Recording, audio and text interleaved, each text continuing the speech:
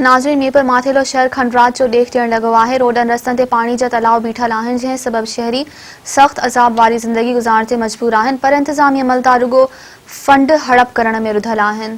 पेश आहे मोहम्मद कासिम कलवर जी ही रिपोर्ट। नाज़रीन, घोटकी ज़िले के हेडक्वार्टर मीरपुर माथेलो में मौजूद आया।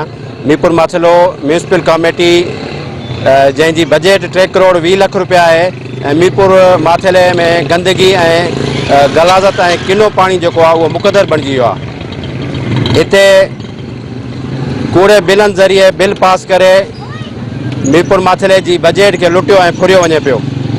शहर के हर चौक ते हर घटी हर मोहल्ले में पानी बीठल है। इते शहर वासियों के जेका तकलीफ़ अचे थी पई उन्हीं से वो मुश्किलातन में पइजी चुका है। अचो तो शहरी का एक विचार वठूं इन जो छा चवण है। मीरपुर माथेलो जो ज़िले घोटकी जो हेडक्वार्टर है, उन जे असां मेन रस्ते ते बाईपास से गड लहंदड़ रस्तो है, उन्हीं ते बीठा आहियूं। ही तव्हां ॾिसी रहिया आहियो, कैमरा मैन तव्हांखे ॾेखारींदो हूंदो तो पोयां पानी जो बिल्कुल तलाह नज़र अची रहियो आहे। 3 करोड़ 20 लाख जी तकरीबन हे बजट है असांजे म्यूनसिपल कमेटी जी। छा असांजा मुंतखब MNA MPA या म्यूनसिपल वारा एतिरो नथा करे सघनि जो आवाम जो गुज़रंदड़ मेन रस्ते के पानी का साफ़ कयो वञे। ही कल खां वठी ॾिसो पिया सोशल मीडिया ते अॼु भी तव्हां ॾिसो पिया ही जेको बिल्कुल रस्तो कल खां वठी ही शारा मसरूफ़ लगी पई आहे।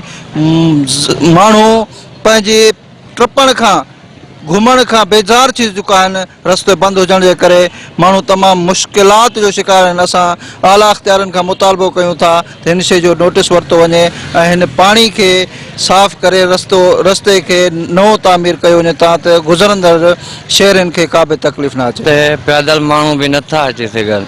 कोई मरीज़ हुए तो वो कड़े हिसाब से तो इन मोटरसाइकिल भी नथो अची सके, पैदल मानू नथो अची सके। जेकी बजट अचे थी खादियूं वञनि था। ॾिसो त रस्ते ते पानी बीठो आहे। असांजी अपील है नुमाइंदनि खे रस्ते के ठीक कयो वञे।